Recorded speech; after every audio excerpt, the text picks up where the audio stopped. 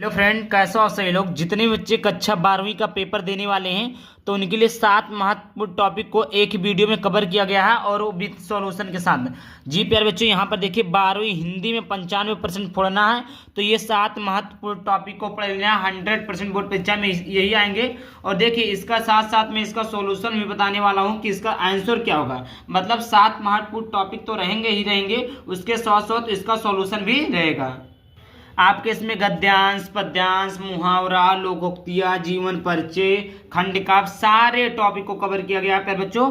अगर इसको आप पढ़ लेते हैं तो आपका जानिए 90% क्लियर है। 90% क्लियर है क्योंकि ये जितने भी क्वेश्चन है सभी के सभी क्वेश्चन इंपॉर्टेंट क्वेश्चन है विथ सॉल्यूशन। एक एक क्वेश्चन का सॉल्यूशन समझाऊंगा। और रही बात पीडीएफ की, अगर आप लोगों को इसका पीडीएफ चाहिए तो पीडीएफ भी मिल जाएगा। उसके लिए चैनल को सब्सक्राइब होना आवश्यक है और वीडियो को लास्ट तक जरूर देखिएगा, फिर मैं आपको पीडीएफ भी प्रोवाइड कर दूंगा। तो आइए वीडियो को स्टार्ट करते हैं। यहाँ पर देखिए 7 महत्व टॉपिक का है, एक ही वीडियो में समाप्ति है। इसे तुरंत रट्टा मार लो। यूपी बोर्ड वाला वायरल प्रश्न आ चुका है, वायरल प्रश्न आ चुके हैं और आप लोगों के लिए इंपॉर्टेंट है, तो इस टॉपिक को जरूर पढ़ के जाइएगा। और देखिए सबसे पहला क्वेश्चन है पहले का है डॉक्टर वासुदेव शरण अग्रवाल का निबंध संग्रह है। तो डॉक्टर वासुदेव शरण अग्रवाल का निबंध संग्रह कौन सा है बच्चों? मातृभूमि है, शेष स्मृतियां है, विचार प्रवाह है, चौथा आपका रस मीमांसा है। तो प्यारे बच्चों डॉक्टर वासुदेव शरण अग्रवाल का जो निबंध संग्रह वो मातृभूमि है। तो यहाँ पर आप लिख देंगे मातृभूमि। देखिए आप नीले पेन का यूज करेंगे। किस पेन का? मातृभूमि, नीले पेन से।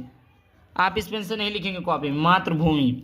आगे बात करते हैं। अगला क्वेश्चन है हिंदी प्रदीप के संपादक हैं। हिंदी प्रदीप के संपादक कौन है प्यारे बच्चों? पहला प्रताप नारायण मिश्र, बालकृष्ण भट्ट, ठाकुर जगमोहन सिंह, राधाचरण गोस्वामी। तो देखिए प्यारे बच्चों इसका सही ऑप्शन हो जाएगा बालकृष्ण भट्ट। तो यहां पर लिख देंगे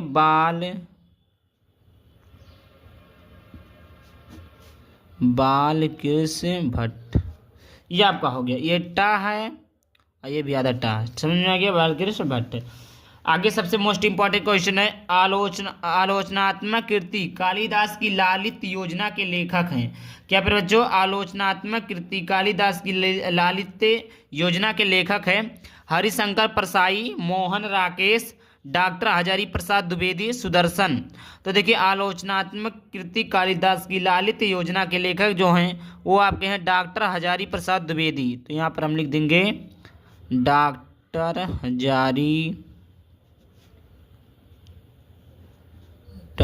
हजारी प्रसाद द्विवेदी।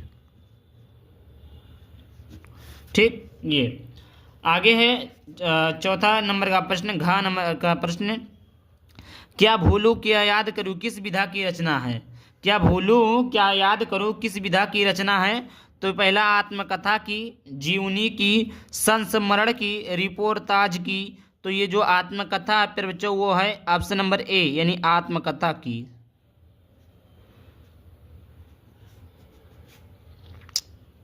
ये देखिए ये आपका मोस्ट इंपॉर्टेंट क्वेश्चन है, बहुत सारे पेपरों में पूछा गया, बहुत सारे पेपरों में पूछा गया। तो ये मोस्ट इंपॉर्टेंट क्वेश्चन है, एक बार रिवाइज कर देते हैं। पहले डॉक्टर वासुदेव शरण का निबंध संग्रह मातृभूमि है। हिंदी प्रदीप के संपादक थे बालकृष्ण भट्ट। आलोचनात्मक कृति कालिदास की लालित योजना के लेखक डॉक्टर हजारी प्रसाद द्विवेदी। और क्या भूलूं क्या याद करूं विषय किस विधा की रचना? तो किसकी है? आत्मकथा की। आई होप इतना समझ में आ गया होगा। आइए देखते हैं आगे का प्रश्न। देखिए अगला प्रश्न है कि निम्नलिखित में से किस उपन्यास की रचना हरिशंकर परसाई की गई है? तो निम्नलिखित में से किस उपन्यास की रचना हरिशंकर परसाई द्वारा की गई है? तो पहला पुनर्नवा, निर्मला, रानी नागफनी की कहानी, सुखदा। तो देखिए हरिशंकर परसाई द्वारा की गई जो उपन्यास की रचना है फिर बच्चों वो है रानी नागफनी की कहानी। वो क्या? हरिशंकर परसाई द्वारा। हरि हरि हरि बोल, हरि रानी बोल, मतलब इस प्रकार हरि परसाई की जो रचना है उपन्यास है वो रानी नागफनी की कहानी है। किसकी कहानी है? रानी नागफनी की कहानी। रानी नागफनी की कहानी। अगला प्रश्न है दूसरा, कि रीतिकाल की प्रमुख विशेषता नहीं है। जी प्यारे बच्चों, रीतिकाल की प्रमुख विशेषता नहीं, इसी में बच्चे कंफ्यूज होते हैं। है बहुत सारे बच्चे रीतिकाल की प्रमुख विशेषता है। अब देखिए युद्धों का सजीव वर्णन रीतिकाल की प्रमुख विशेषता है, लेकिन नहीं, क्या पूछा, नहीं है तो कौन सा नहीं, ईश्वर वंदना जो है वो रीतिकाल की प्रमुख विशेषता नहीं, तो इसी में बच्चे कंफ्यूज हो जाते हैं और गलत कर देते हैं। तो प्राकृतिक चित्रण है, युद्धों का सजीव वर्णन भी है, मुक्त काव्य रचना है, लेकिन ईश्वर वंदना नहीं। ऑप्शन नंबर बी सही है। यहाँ पर लिख देंगे ईश्वर वंदना, क्या हो जाएगा, ईश्वर वंदना।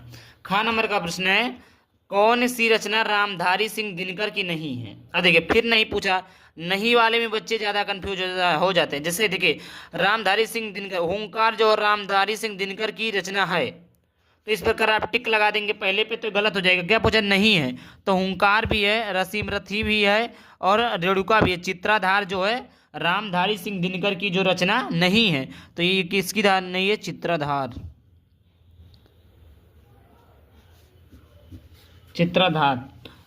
आगे बात करते हैं, अगला पर बच्चों यामा रचना है। यामा किसकी रचना है, तो जयशंकर प्रसाद की है, या महादेवी वर्मा की है, कि अज्ञेय की है, कि सुमित्रानंदन पंत की है। तो यामा छड़दा जो है महादेवी वर्मा की रचना है,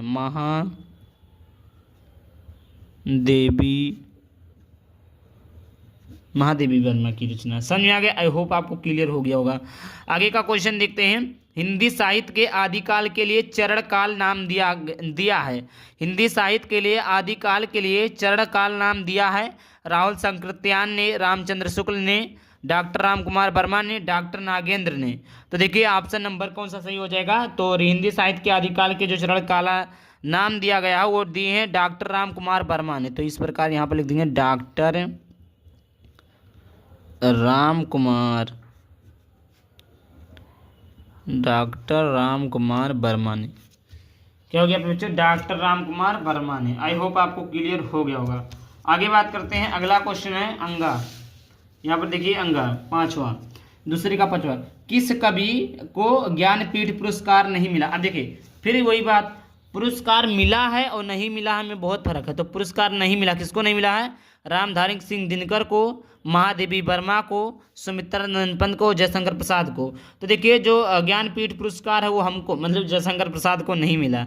ज्ञान भैया बहुत बहुत आवश्यक है ज्ञान, तो ज्ञानपीठ पुरस्कार सबके नहीं मिले, तो जयशंकर प्रसाद को नहीं मिला है। तो यहाँ पर लिखेंगे जयशंकर प्रसाद। क्या हो जाएगा, जयशंकर प्रसाद। आई होप इतना क्लियर हो गया होगा। ये आपके थे कंप्लीट मोस्ट इंपॉर्टेंट एमसीक्यू। अब आते हैं गद्यांश। यहाँ पर देखिए गद्यांश दिया गया है, दिए गए गद्यांश पर आधारित निम्नलिखित प्रश्नों का उत्तर दीजिए। तीसरा क्या है फिर बच्चों, दिए गए गद्यांश पर आधारित निम्नलिखित प्रश्नों का उत्तर दीजिए। तो यहाँ पर देखिए कितने प्रश्न दिए गए हैं, टोटल आपके पहला, दूसरा, तीसरा, चौथा, 5 प्रश्न दिए गए। कितने प्रश्न दिए गए पर बच्चों, 5 प्रश्न दिए गए हैं। तो देखिए तीसरा क्या है गद्यांश में, कि दिए गए गद्यांश पर आधारित निम्नलिखित प्रश्नों का उत्तर दीजिए। जैसे यहाँ पर देखिए गद्यांश पढ़ देते एक बार, कि मुझे मानो जाति की दुर्दम निर्मम धारा के हजारों वर्ष का रूप सफाई दिखाई दे रहा है। मनुष्य की जीवनी शक्ति बड़ी निर्मम है, वह सभ्यता और संस्कृति की वृथा मोह की रोदंती चली आ रही है। न जाने कितने धर्मचारों, विश्वासों, उत्सवों और व्रतों को धोती बहाती यह जीवन धारा आगे बढ़ी है। संघर्षों से मनुष्य नई शक्ति पाई है। ये आपका था गद्यांश। गद्यांश का मतलब होता है, मतलब कोई कहानी लिखा है और वहाँ पर नीचे प्रश्न देखेंगे। जैसे बोला है यहाँ पर, क्या बोला है, दिए गए गद्यांश पर आधारित निम्नलिखित प्रश्नों के, तो यहाँ पर जो प्रश्न दिए गए हैं जो इसका आंसर आपको इसी गद्यांश में से ढूंढकर लिखना।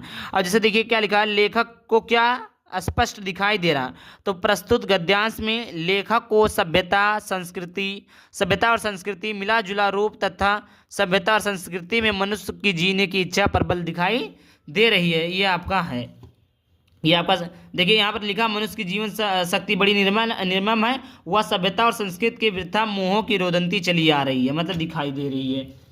दूसरा प्रश्न है प्यारे बच्चों, कि मनुष्य ने नई शक्ति किससे पाई है। तो मनुष्य ने नई शक्ति किससे पाई है, तो मनुष्य ने नई शक्ति अपने द्वारा दैनिक रूप से किए गए संघर्षों से पाई। भाई जो मनुष्य नई शक्ति को पाता, कोई भी मनुष्य हो गया, नई शक्ति को पाता है, नई चीजें पाता है, पैसा कमाता है, तो अपने संघर्षों से, अपनी मेहनतों से पाता है। तो ये तो कॉमन चीज है, इससे भी आप लिख सकते हैं और ऐसे भी आपको यहाँ पर लिखा हुआ है पद्यांश में। तीसरा नंबर का प्रश्न है प्यारे बच्चों कि धर्मचारों और विश्वासों का अर्थ स्पष्ट कीजिए। धर्मचारों और विश्वासों का स्पष्ट कीजिए। तो देखिए, धर्मचारों में होता है किसी विशेष धर्म का प्रचार करने वाला, और विश्वासों में होता है किसी मनुष्य के प्रति निश्चित धारण रखना। अब मैं समझाता हूं अपनी भाषा में कि धर्मचारों का मतलब क्या होता है, विश्वास का मतलब क्या होता है। किसी विशेष धर्म को प्रचार करने वाला, मतलब जैसे देखिए अब आजकल धर्म प्रचार हो, मतलब धर्म प्रचार हो रहे, क्या सनातन धर्म का प्रचार हो, जैसे देखिए बागेश्वर धाम जी हो और सारे लोग जो हो गए, तो ये क्या कर रहे हैं, धर्म का प्रचार कर रहे हैं। क्या कर रहे हैं, धर्म का प्रचार कर रहे हैं। तो धर्म प्रचार, किस धर्म का प्रचार कर रहे हैं, किसी खास किसी विशेष में क्या है, सनातन। तो किसी खास, मैं ये नहीं कर रहा हूँ कि आप मजहब नहीं, बट इस समय जो प्रचार हो रहा है, जो लोग कर रहे हैं, अपनी अपनी मजहब बता रहा हूँ। तो धर्मचारों का मतलब होता है किसी खास, किसी विशेष धर्म का प्रचार करने वाला, और विश्वासों में से होता है किसी मनुष्य के प्रति सत्यनिष्ठ से उसके प्रति विश्वास रखना। जैसे आपके माता पिता आपके ऊपर विश्वास रखे कि आप, मेरा बेटा गया पढ़ने, वो अच्छा नंबर लाएगा, अच्छा मुकाम हासिल करेगा, तो एक विश्वास है। तो विश्वास का मतलब होता है प्रतिनिष्ठ धारणा रखना, मतलब उसके प्रति विश्वास रखना, ये चीजें। आइए आगे देखते हैं, अगला प्रश्न है रेखांकित अंश की व्याख्या कीजिए। तो लेखक ने मनुष्य के जीवन के इतिहास के बारे में बताते हुए कहा है कि मनुष्य को जो जीवन जीने का तरीका है वह बड़ा ही ममताहीन निष्ठुर है। ये था रेखांकित अंश की क्या व्याख्या। बच्चों यहाँ पर तो मैंने बता दिया रेखांकित अंश की व्याख्या, लेकिन कुछ है नहीं, आप लोग पूरे की व्याख्या कर सकते हैं। गद्यांश में कुछ करना नहीं रहता। गद्यांश को कैसे हल करें इसका भी मैं वीडियो जल्दी लाऊंगा, आप लोग कमेंट करिएगा, मैं जल्द ही वीडियो लाने वाला हूँ। अगला प्रश्न है पाठ का शीर्षक और लेखक का नाम बताइए। पाठ का शीर्षक और लेखक का नाम। तो उपर्युक्त गद्यांश अशोक के फूल पाठ से लिया गया है, जिसके लेखक डॉक्टर हजारी प्रसाद द्विवेदी जी हैं। ये आपका इंपॉर्टेंट है, ये आपका मतलब हर एक चैप्टर का आप लोग क्या तैयार कर लीजिएगा, लेखक का नाम और पाठ का नाम। क्या प्यारे बच्चों, लेखक का नाम, लेखक का नाम, और क्या प्यारे बच्चों, पाठ का नाम। ये दोनों चीज हर एक चैप्टर से तैयार कर लीजिएगा, क्योंकि हर एक चैप्टर से इंपॉर्टेंट, किसी भी चैप्टर से दे देता है तो आप लोगों को लिखना जरूरी है। ये आपका संदर्भ भी लिख सकते हैं, लेखक और पाठ का नाम याद रहेगा। तो इस प्रकार आप पाठ और शीर्षक का नाम सभी चैप्टर का याद कर लीजिएगा। आगे बात करते हैं, 5वां नंबर का प्रश्न है कि निम्नलिखित में से किसी एक लेखक का साहित्यिक परिचय देते हुए उनकी प्रमुख रचनाओं का उल्लेख कीजिए। अधिकतम शब्द सीमा 80 शब्द। देखिए शब्द सीमा दिया कितने, अब ये नहीं 5 पेज लिखो वहीं बैठ गए, 5 पेज लिखो बचवा मार फेल हो जाओ, फेल ना हो वो, बट टाइमिया कम पाई जाओ, टाइमिया कम पर जाए तो फेल तो हो जाओ। तो यही नाते जो कहे, जैसे 80 शब्दों में कहा तो 100 शब्दों में आप लिख दीजिए। ऐसा नहीं है किताब छापते जाइए, ऐसा काम नहीं करना है। तो देखिए पहला है वासुदेव शरण अग्रवाल जी, दूसरा है आचार्य हजार प्रसाद द्विवेदी जी, तीसरा है प्रोजी सुंदर रेड्डी जी। ये प्रोजी सुंदर रेही नहीं, रेड्डी है। तो देखिए आपको इसमें समझने की बात क्या, तीन के तीनों ये आपके मोस्ट इंपॉर्टेंट है, मोस्ट इंपॉर्टेंट है प्यारे बच्चों। ये भी आपका मोस्ट इंपॉर्टेंट है, ये भी आपका मोस्ट इंपॉर्टेंट है। तीन के तीनों जीवन परिचय मोस्ट इंपॉर्टेंट है। तीनों को तैयार कर लेते तो बोर्ड परीक्षा में कहीं ना कहीं आपको एक जीवन परिचय देखने को मिलेगा ही मिलेगा। तो यहाँ पर मैं लेकर आया हूँ वासुदेव शरण अग्रवाल का जीवन परिचय, क्योंकि देखिए जीवन परिचय एक ही लिखना रहता है, ऐसा नहीं 3 दिया तो तीनों लिखना, नहीं एक लिखना रहता है। तो देखिए वासुदेव शरण अग्रवाल जी का जीवन परिचय। डॉक्टर वासुदेव शरण अग्रवाल हिंदी साहित्य में प्राचीन संस्कृति एवं पुरातत्व के मर्मज्ञ विद्वान थे। मर्मज्ञ में बहुत विशेष, बहुत खास, बहुत जानकार। तो वासुदेव शरण अग्रवाल जी हिंदी साहित्य, प्राचीन में से होता है पुरानी संस्कृति, मतलब जो पुरानी संस्कृत है, पुरानी संस्कृति है, साहित्य है, उसमें उनका क्या है, पुरातत्व के मर्मज्ञ विद्वान है। मर्मज्ञ विद्वान इसका होता है जानकार, अच्छे जानकार, विशेषज्ञ जानकार हैं। इनका जन्म उत्तर प्रदेश के मेरठ जनपद के खेड़ा नामक ग्राम के प्रतिष्ठित वैश्य परिवार में हुआ था। 1904 ईस्वी में हुआ था। देखिए भैया इसी उत्तर प्रदेश में उनका जन्म हुआ था, किस अपने ही उत्तर प्रदेश में हुआ था। तो उत्तर प्रदेश के मेरठ जनपद यानी जिले का नाम मेरठ था, खेड़ा नामक ग्राम का नाम यानी गांव का नाम जो था खेड़ा था। प्रतिष्ठित वैश्य परिवार 1904 ईस्वी में हुआ था। किस ईस्वी में हुआ था, 1904 ईस्वी में हुआ था, यानी प्यारे बच्चों आप कह सकते हैं 1904, यानी 120 साल हो गया हुआ था। इनके माता पिता लखनऊ में रहते थे। इनके माता पिता कहाँ रहते थे प्यारे बच्चों? लखनऊ में रहते थे। अतः इनका बाल्यकाल लखनऊ में ही बीता। इनका बाल्यकाल कहाँ बीता प्यारे बच्चों? लखनऊ में बीता। उन्होंने अपनी शिक्षा वहीं से प्राप्त की। इन्होंने बनारस हिंदू विश्वविद्यालय से बीए तथा लखनऊ विश्वविद्यालय से एमए की परीक्षा उत्तीर्ण की। क्या प्यारे बच्चों? ये इंपॉर्टेंट हेडलाइन है, में बीता। और इनके माता पिता लखनऊ रहते थे, इनका बाल्यकाल लखनऊ में ही बीता। और इन्होंने क्या प्यारे बच्चों? इन्होंने जो है अपनी शिक्षा वहीं से प्राप्त की। इन्होंने बनारस हिंदू विश्वविद्यालय से बीए किया। क्या किया? बनारस विश्वविद्यालय में क्या किया? बीए। और लखनऊ विश्वविद्यालय में क्या किया? एमए की परीक्षा क्या की? उत्तीर्ण की। इसी विश्वविद्यालय में इन्होंने अपना शोध प्रबंध प्रस्तुत किया। बाद में डी लिट भी लखनऊ विश्वविद्यालय से किया।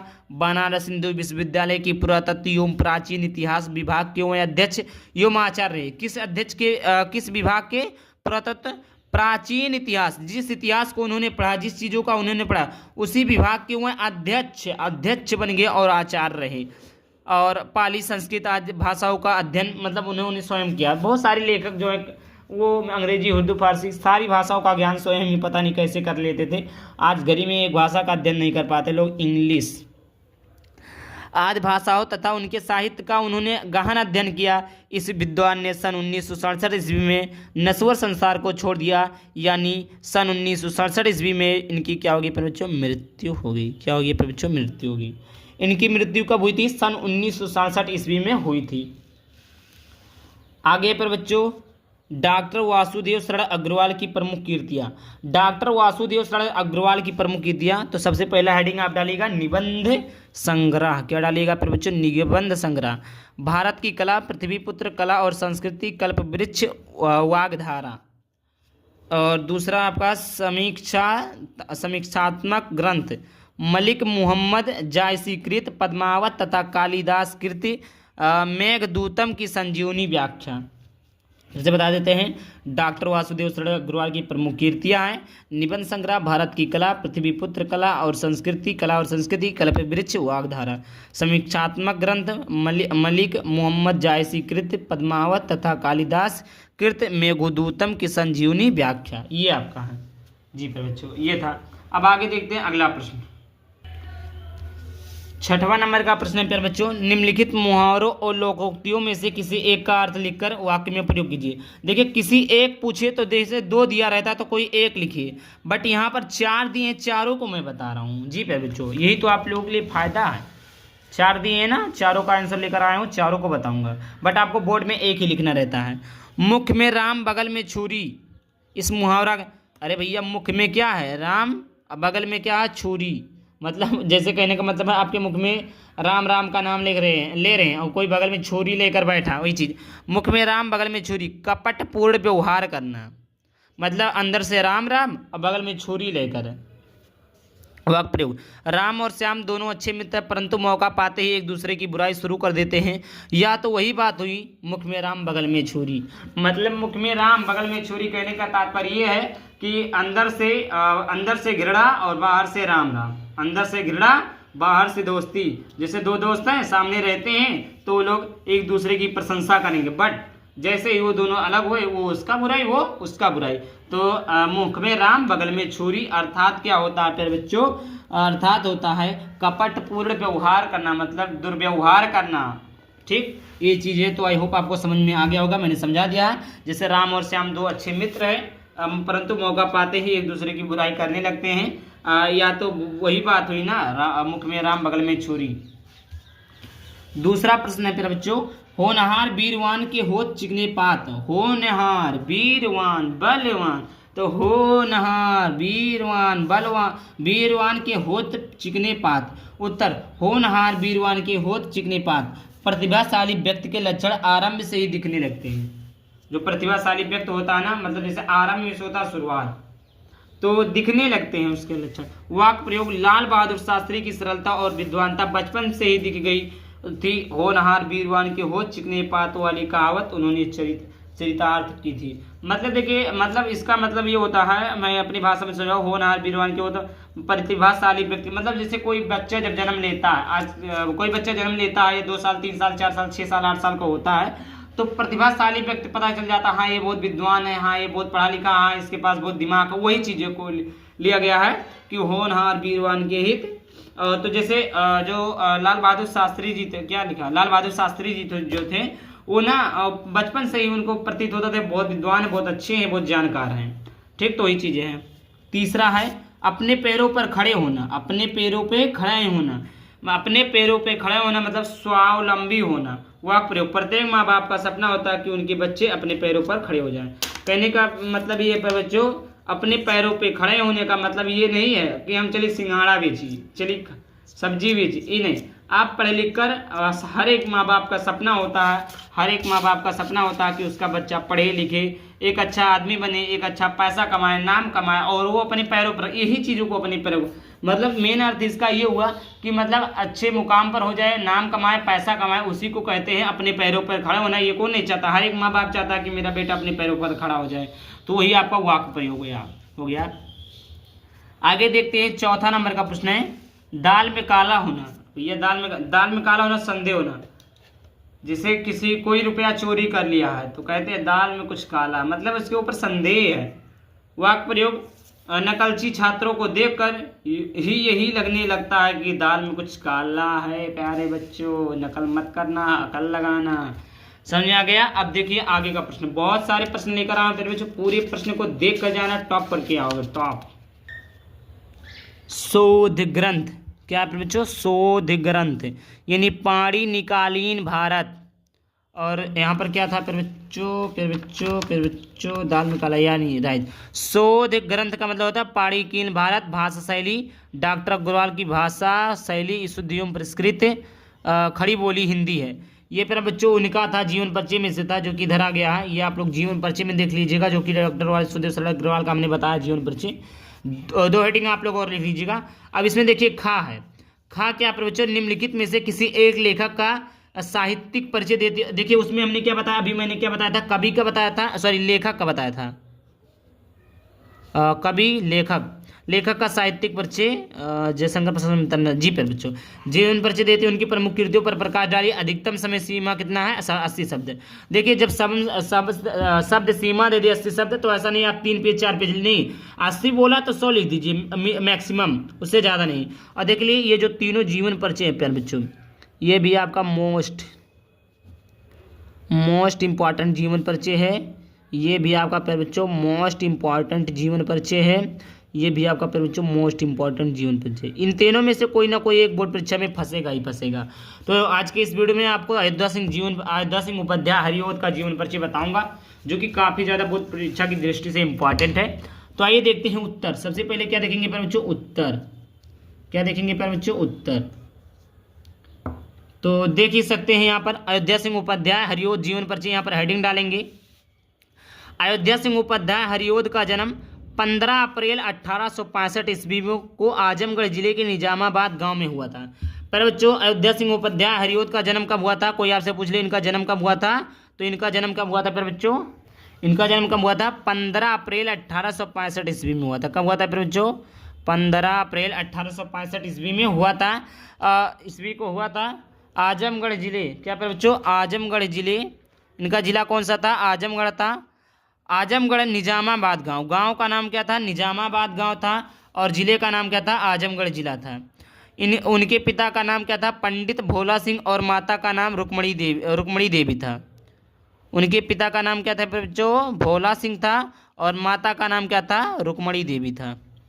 किसके, अयोध्या सिंह। देखिए फिर से देखिए, अयोध्या सिंह का जन्म जो हुआ था 15 अप्रैल 1865 ईस्वी में हुआ, और उनका जो जिला था वो आजमगढ़ था, गांव का नाम निजामाबाद था, उनके पिता का नाम पंडित भोला सिंह और माता का नाम रुक्मणी देवी था। मिडिल परीक्षा उत्तीर्ण करने के पश्चात उन्होंने काशी क्वींस कॉलेज में प्रवेश लिया। किस कॉलेज में प्रवेश लिया बच्चों, क्वींस कॉलेज में प्रवेश लिया। किंतु अस्वस्थता मतलब होता है बीमार के कारण उन्हें बीच में अपना विद्यालय को छोड़ना पड़ा। अपने विद्यालय को क्या करना पड़ा फिर बच्चों, छोड़ना पड़ा। तत्पश्चात मिस होता है उसके बाद में, क्या होता है तत्पश्चात मिस क्या होता है फिर बच्चों, उसके बाद में उन्होंने घर पर फारसी, अंग्रेजी और संस्कृत भाषाओं का अध्ययन, मतलब वो बीमार हो गए इसीलिए उन्होंने अपनी परीक्षा को आधे समय में ही त्याग दिया और स्वयं से स्वाध्याय मतलब स्वयं से ही उन्होंने फारसी, किन किन भाषाओं के जो फारसी, अंग्रेजी और संस्कृत भाषाओं का अध्ययन किया, मतलब घर पर रह। देखिए पहले के लेखक थे जो भाषाएं थी उसका अध्ययन स्वयं से ही कर लेते थे। आज के जो लोग हैं वो एक लैंग्वेज का अध्ययन नहीं कर पाते, एक भाषा का। इनका विवाह आनंद कुमारी के साथ संपन्न हुआ। अब कोई पूछे इनकी पत्नी का नाम तो क्या बताएंगे आप? आनंद कुमारी। इनकी पत्नी का नाम क्या था? आनंद कुमारी था। इनका विवाह आनंद कुमारी के साथ क्या हुआ? संपन्न हुआ। सन 1947 में निजामाबाद में इनका देहावसान हो गया। मतलब इनकी मृत्यु कब हुई थी प्यारे बच्चों? 1947 ईस्वी में हुई थी। कब हुई थी प्यारे बच्चों? मृत्यु कब हुई थी? 1947 ईस्वी में हुई थी। देखिए अब आता है इनकी प्रमुख रचनाएं। क्या आता है प्यारे बच्चों? इनकी प्रमुख रचनाएं। इनकी प्रमुख रचनाएं क्या क्या है? पहला है नाटक, उपन्यास, काव्य ग्रंथ, प्रिय प्रवास। देखिए कभी भी आप जीवन परिचय किसी का लिखिए, चाहे हाई स्कूल के बच्चे हो चाहे 12th के बच्चे हो, आप उसमें 5 हेडिंग को लिखिए। कितने हेडिंग को लिखिए प्यारे बच्चों? 5 हेडिंग को लिखिए। जैसे यहाँ पर एक हेडिंग हो गया, दूसरा क्या? नाटक, तीसरा उपन्यास, चौथा काव्य ग्रंथ, पांचवा प्रिय प्रवास। तो नाटक जो हो प्रद्युम्न विजय तथा रुक्मणी परिणय, ये आपका है। उपन्यास जो है प्यारे बच्चों प्रेम कांता, ठेठ हिंदी का ठाठ, अध किला फूल, ये आपका है। और काव्य ग्रंथ जो है प्यारे बच्चों प्रिय प्रवास, रस कलश, चुभते चौबते, बेधी। देखिए चुभते चौबते, जी चुभते चौबते पूछ लेता है कि लेखक कौन है तो आप क्या बताएंगे? अयोध्या सिंह उपाध्याय। ये आपका इंपॉर्टेंट है, ठीक। ये वाला चुभते चुभते जो है ये वाला आपका इम्पॉर्टेंट है क्योंकि बोर्ड पे बहुत सारे बोर्ड परीक्षाओं में पूछा गया, हमने देखा है। आगे बात करते हैं प्रिय प्रवास में। क्या बच्चों? प्रिय प्रवास में हरिओ जी का सबसे प्रसिद्ध और महत्वपूर्ण ग्रंथ है। हरिओ जी का प्रिय प्रवास जो है हरिओ जी का सबसे प्रसिद्ध और महत्वपूर्ण ग्रंथ है। खड़ी बोली का प्रथम महाकाव्य माना जाता है। देखिए अब MCQ टाइप में क्वेश्चन भी पूछ लेता है प्रिय प्रवास के लेखक कौन है, तो कौन है प्रिय प्रवास के लेखक? हरिओ जी, यानी अयोध्या सिंह उपाध्याय हरिओ जी जो है इसके लेखक हैं। अब देखिए ये था अगला। अब देखते हैं अगले प्रश्नों की तरफ। 7वां नंबर का प्रश्न है 7वें का निम्नलिखित शब्दों का युग्मों का सही अर्थ चयन कीजिए। मतलब जैसे 2 चीजें हैं, पहले का अर्थ क्या होगा, दूसरे का अर्थ क्या होगा, वही चीज का हमें क्या करना है बच्चों? चयन करना है। तो देखिए पहला दिया है भवन, भुवन। भवन का अर्थ क्या होता है? सृष्टि और घर। दूसरा है मकान और संसार। तीसरा अपना और पराया। और चौथा आपका जीव और ईश्वर। तो देखिए जो भवन मिस होता है, भवन का मिस होता है मकान। क्या होता है? मकान। तो देखिए पहले तो कोई मकान है ही नहीं, इसका मतलब ऑप्शन नंबर क्या है? बी सही हो जाएगा, मकान। भवन मिस क्या होता है? मकान। और भुवन मिस होता है संसार, तो मकान हो गया और क्या हो गया बच्चों? संसार हो गया। क्या हो गया? मकान और संसार। दूसरा है सुत और सुत। देखिए सुत इसमें मिस होता है, ये दूसरा सुत है और ये सुत है, सुत सुत। तो सुत मिस होता है सोना और जागना, सुत मिस जो जागना। विद्या और अविद्या, पुत्र और धागा, और खाना और पीना। तो एक सूत मिस होता है पुत्र, और एक सूत, देखिए सूत कहते हैं गांव में कहते हैं ए सूत ले आओ, और एक होता है सूत मिस क्या होता है? पुत्र। सूत मिस होता है सूत, ये जो सूत है क्या है? सूत है। तो इसको मिस धागा, सूत मिस होता है पुत्र। तो इसका ऑप्शन नंबर सी सही है, यानी पुत्र और धागा। पुत्र और क्या हो गया बच्चों? पुत्र और धागा हो गया। आगे बात करते हैं अगला प्रश्न। अगला है खा कि निम्नलिखित वाक्यांशों में से किसी एक शब्द के 2 अर्थ लिखिए। जैसे यहाँ पर 3 लिए गए हैं, लेकिन बोर्ड परीक्षा में आपको कोई एक लिखना है। तीनों के तीनों नहीं लिखना है, कोई एक लिखना है। समझ में आ गया? तीनों में से कोई एक लिखेंगे तो आपको कितने नंबर मिलेंगे? आपको यहाँ से 2 नंबर मिलते हैं। तो जैसे मैं तीनों का बता दिया हूँ, तीनों आप पढ़ लीजिएगा, तो तीनों में से हो सकता है कोई एक आ जाए। तो इससे देखिए जनक का मतलब होता है जन्म देने वाला या राजा।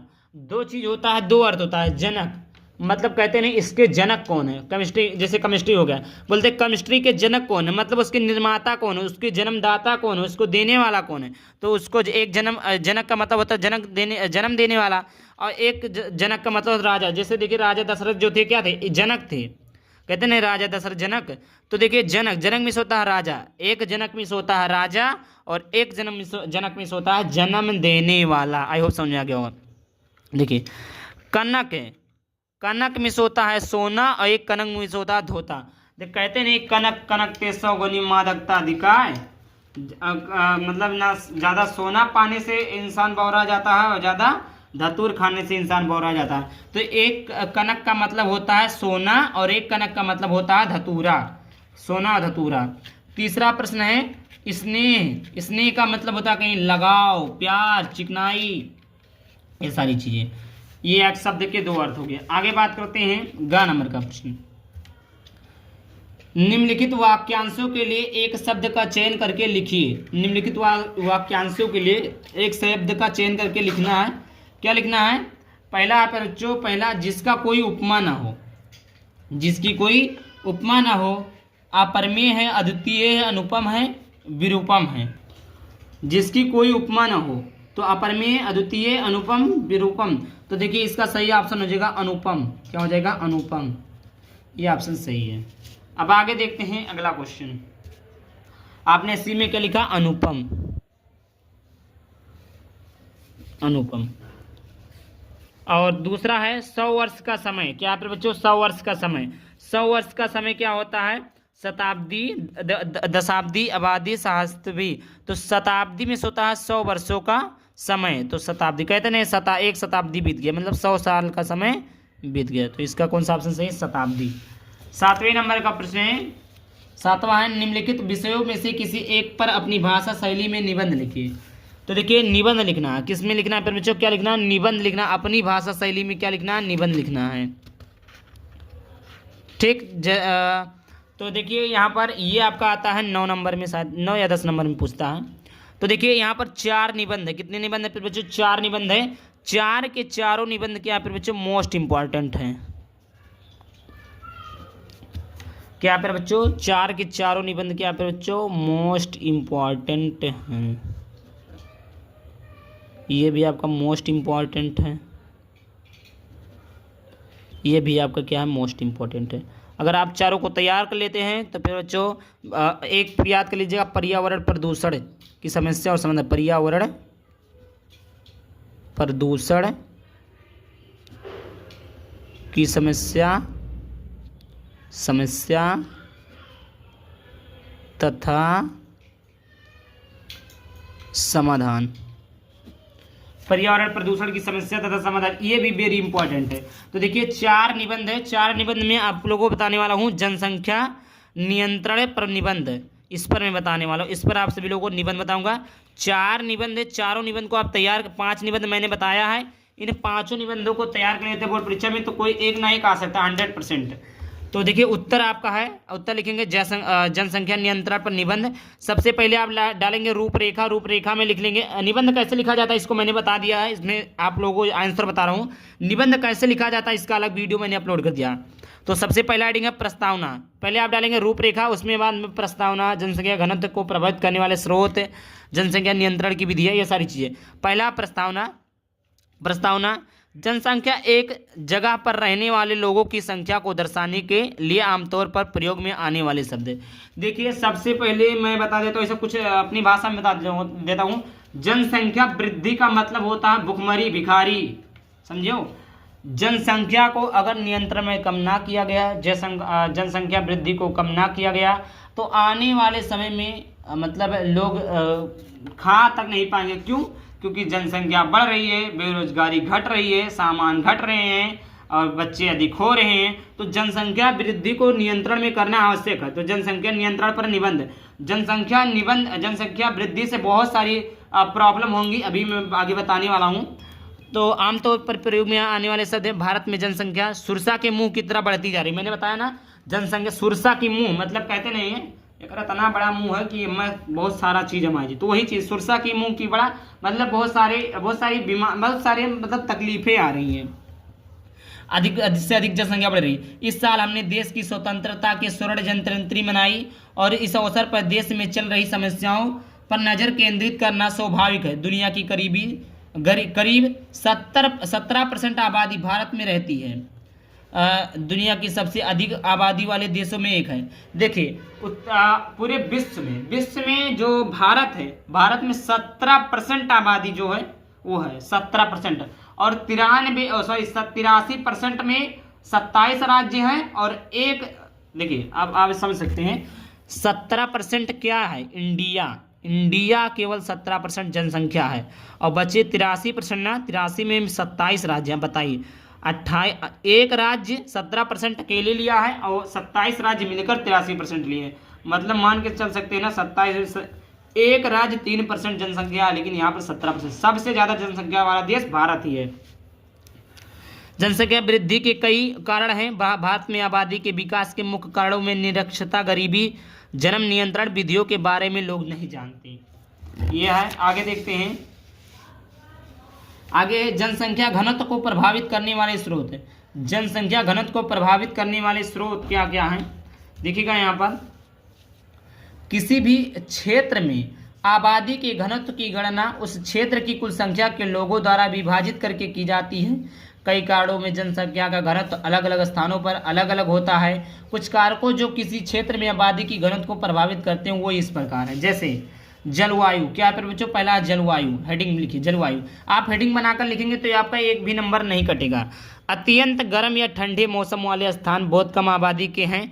दूसरी ओर जिन स्थानों में लोग मध्यम जलवायु का आनंद लेते हैं वह घनी आबादी वाले हैं।